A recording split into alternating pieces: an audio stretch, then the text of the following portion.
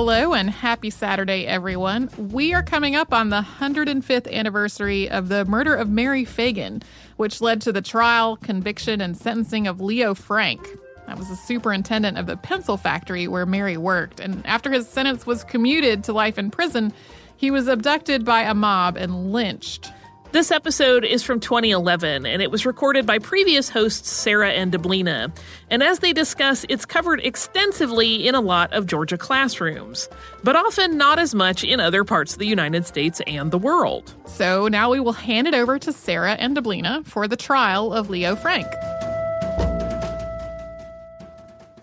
Welcome to Stuff You Missed in History Class from HowStuffWorks.com.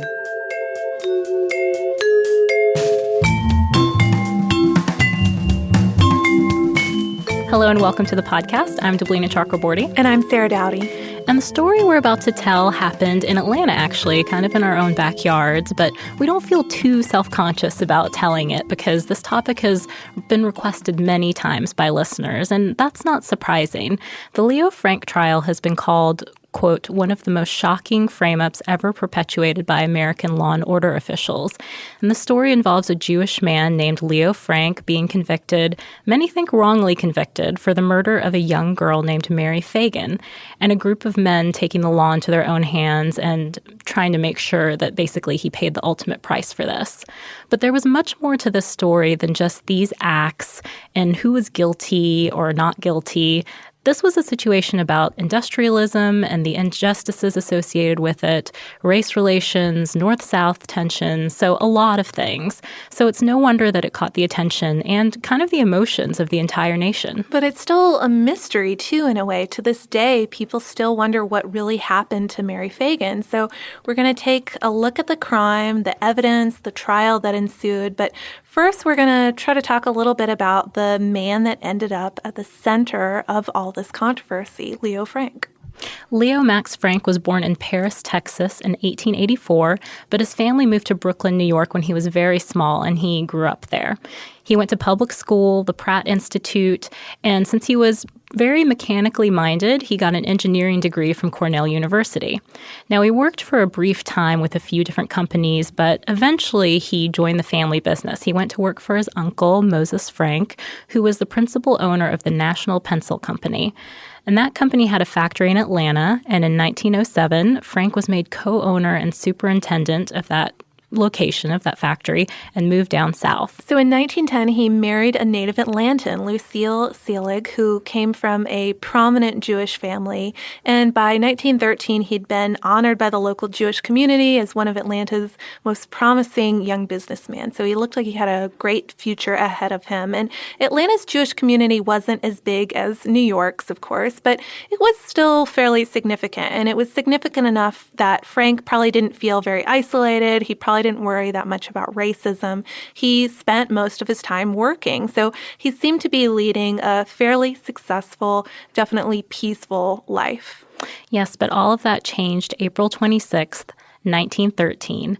That's when Mary Fagan, who was this strikingly beautiful, blonde 13-year-old girl from Marietta, Georgia, so just outside the city, she stopped by the factory to get her pay on the way to a Confederate Memorial Day parade. And around this time, the state's economy was really undergoing a kind of change. It was going from a more agrarian economy to more of an industrial economy. So Frank's factory, like many others, employed women and children to perform light labor tasks because they could be paid lower wages than men. So we're talking like $5 or $6 a week is what they were taking home. So it saved the factory some money. And Mary was, of course, one of these workers. And she was even making less than that at the time because she was part of a temporary layoff. So she had only worked one day for that entire week and was picking up $1.20. So she stopped by Frank's office that Saturday, and according to his story, she got her money, he paid the bill, and she left. And she was never seen alive again. Around 3 a.m. the next day, the night watchman, Newt Lee, was on his way to the Negro toilet, which was located in the factory basement. And that's where he found the body of a girl near the bottom of an elevator shaft. She was so completely covered in sawdust and grime that at first it was hard to even tell if she was white or black. Her skull was dented and caked in blood, her eyes were bruised and her cheeks were cut, and a cord was wrapped around her neck. So at this point, Lee calls the police. He's afraid they'll suspect him, and they come in to inspect the scene, and with the help of another worker, they identify the body as Mary Fagan. They arrested Lee right away, so his worries were correct, and incidentally, he was held without charges for months after that. But then the police went to get Frank. They wanted to take him along to see the body and question him at the site. And it was an experience that Frank did not handle smoothly, as we'll see later. He was disturbed by the sight of the body, and he seemed really nervous to them. So that was kind of the beginning of his problems. And they questioned him for a long time and then formally arrested him on April 29th, 1913. But things were moving along at quite a clip with this investigation because police were under a lot of pressure to find and convict a killer. And there had been a series of unsolved murders in Atlanta during the previous year and a half. So the city was really frustrated with the police, and they wanted justice. And Mary Fagan ended up becoming a kind of symbol for them. Initial reports even said that she had been raped. That made people even more outraged. So officials moved quickly to assemble whatever clues they could that would prove Frank's guilt. And this is what they came up with at first. They thought, well, he was really nervous the day after the murder, and that seems suspicious. They were also suspicious by the fact that he had called Lee several times that night to see if there was any trouble, and that was something that he normally did not do. And then finally, the fact that several employees came forward and said that Frank, quote, indulged in familiarities with a woman in his employ. And a woman who ran a boarding house even claimed that Frank had called her the day of the murder, trying to arrange a room for himself and a young girl. So this is what police were initially acting on. On that last point in particular, many of the witnesses, including the boarding house proprietress, they later recanted their accusations. But these same accusations helped Hugh Dorsey, who was a prosecutor with pretty big political ambitions, to build a case around Frank as this Jewish man who was preying on Gentile girls for his own pleasure. 4 weeks later, a grand jury used this information to indict Frank. But there were some more clues that came in, clues that seem a little more promising than the ones we already went over. Real clues that seemed to be all but ignored ultimately. There were these two strange notes that were scribbled on scraps of yellow paper, and they were found near the body. And they're kind of tricky to read here, but one of them said, "Ma'am, that Negro hire down here did this. I went to make water, and he pushed me down that hole. A long, tall Negro black, that who it was, long, slim, tall Negro. I write while play with me."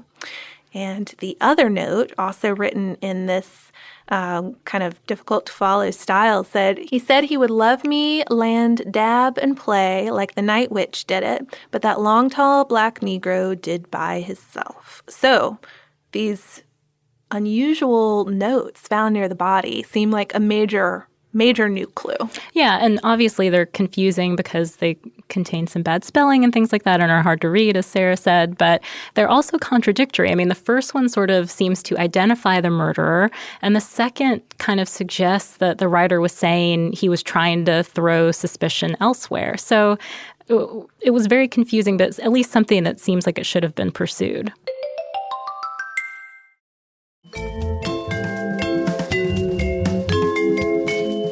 The next piece of evidence was also found near the body at the bottom of the elevator shaft. It was human excrement, and we're going to get into that a little more later because there are a few other clues involving that. But the likely owner of said human excrement was a black janitor named Jim Conley, and he had been seen washing blood out of a shirt at the factory after the murder. So whoa, that sounds like there is a whole nother potential suspect involved here.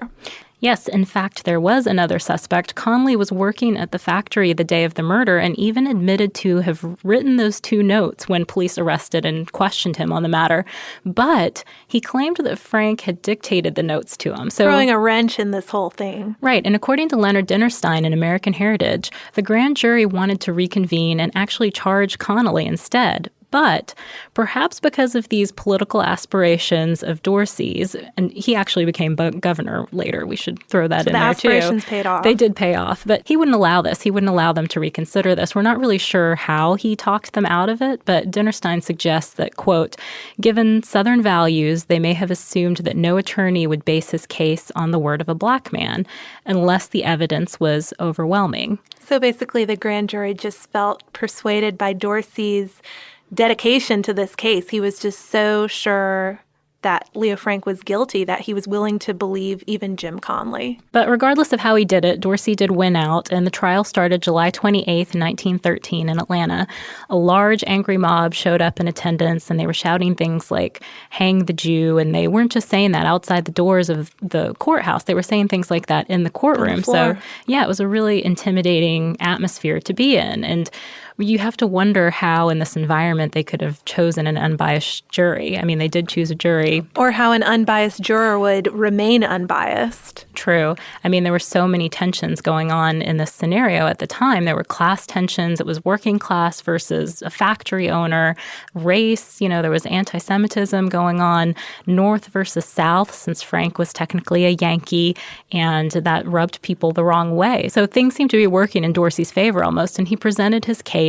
He proposed that Frank killed Fagin in a workroom outside his office on the second floor, and that the body was dragged to an elevator and taken to the basement. His argument included witness testimony that there were blood spots on the floor there and hair on a lathe. But it didn't really make sense. There were a lot of holes in this approach.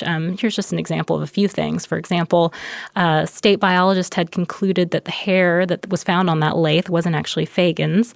Witnesses also said that those blood spots found on the floor could have actually been paint. And the excrement that Sarah mentioned earlier would have had to have been mashed when the elevator went down. I mean, every time that the elevator went down, it completely hit the bottom of the floor. Right. But apparently, it wasn't until after the body was discovered that actually occurred, that the excrement was smashed and they smelled that telltale smell. However, Conley had said that he deposited said excrement there before the murder, so it didn't add up. But the prosecution's case really revolved around Connolly's testimony almost entirely. Interestingly, though, he had changed his story several times before the trial. He had even signed 4 different affidavits. But once he got in there, once he got up on the stand, he stuck to his account. He didn't waver. It's very likely that he was coached to give this strong story in front of the court, but he claimed that Frank summoned him to his office that day, and here's what he had to say.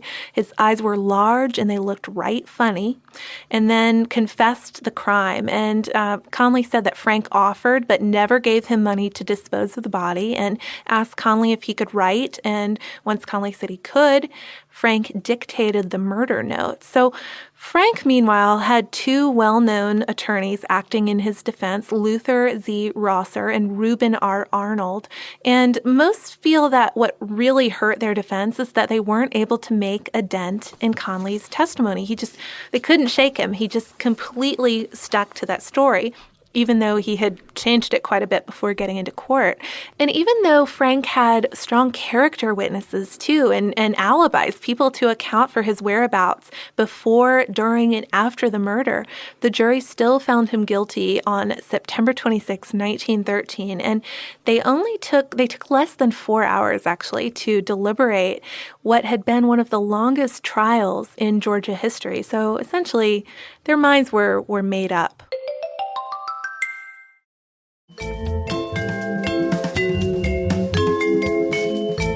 Frank was sentenced to be executed on October 10th of that year, but the execution was stayed by several ultimately unsuccessful appeals on the part of his lawyers.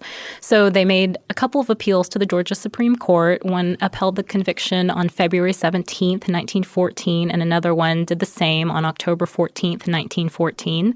His defense lawyers then made a habeas corpus petition to the U.S. Supreme Court, but the court ended up denying that petition, despite the fact that there were some strong dissents to it. I mean, Justices Oliver Wendell Holmes and Charles Evans among them. So there were some people who were were in favor of that petition. And while all this legal stuff was going on, there were some kind of crazy developments, including witnesses taking back those accusations. We mentioned that earlier, the accusations about Frank's alleged sexual deviations.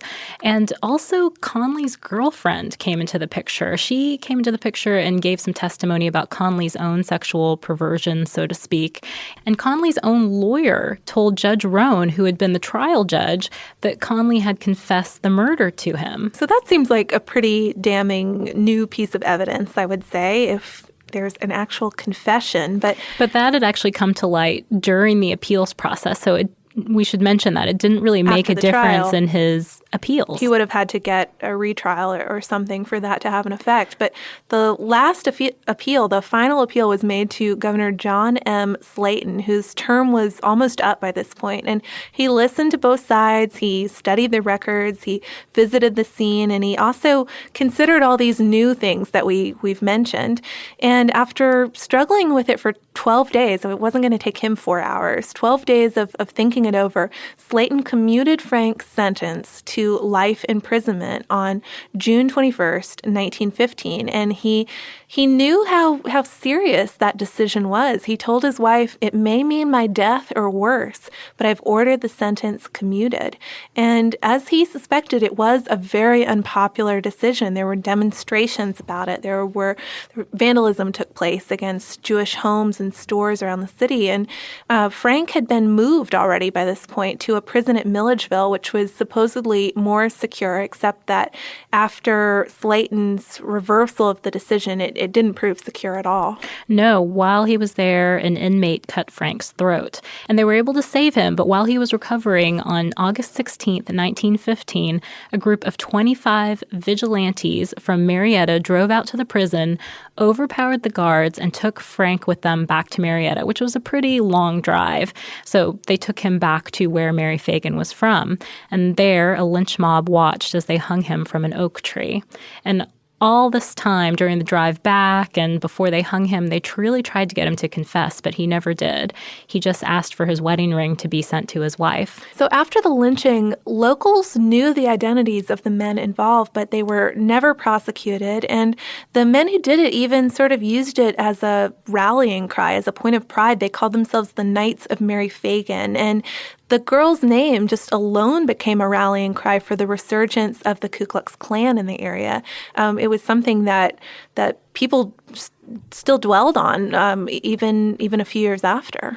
Yeah, a few years after, and some people still debate about this up until today. I mean, they still debate over whether Frank was actually guilty or innocent. Many historians seem to believe in his innocence, and frankly, I mean, if you look at a lot of sources for material about this case, they seem to lean that way, that he was wrongly accused. In 1982, an old black man named Alonzo Mann, who worked at Frank's factory as a child, came forward and said that he'd seen Conley drag Mary Fagan's corpse to the basement, but he kept silent about it because Conley at the time had threatened to kill him. And I think he even went to his mom and told her what had happened, and she was like, "Don't get involved." So this didn't come to light until the 80s. And on March 11th, 1986, the Georgia State Board of Pardon and Paroles posthumously pardoned Frank. But as Dinnerstein's piece points out, this doesn't exactly exonerate him for the crime. It was granted, quote, "in recognition of the state's failure to protect the person of Leo Frank and thereby preserve his opportunity of continued legal appeal of his conviction, and in recognition of the state's failure to bring his killers to justice, and as an effort to heal old wounds." So it was basically to give him back his civil rights in a sense. Yeah, and I thought it was interesting to talk about this case because it is so often suggested to us, so I guess a lot of people do know about it, but for a podcast called Stuff You Missed in History Class, this is something that I have had in almost every history class. I mean, from Georgia history in middle school to high school U.S. history to college, it's really heavily taught here in Georgia. And I hadn't learned anything about it growing up. Oh, in another state. So maybe it is something that Georgia and Georgians are especially concerned with studying and make sure we don't forget this, certainly this crime against somebody's civil liberties.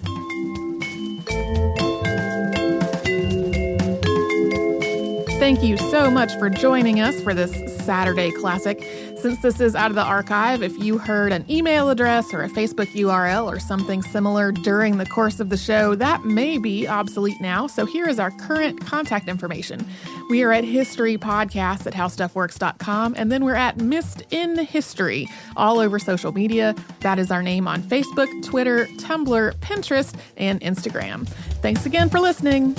For more on this and thousands of other topics, visit howstuffworks.com.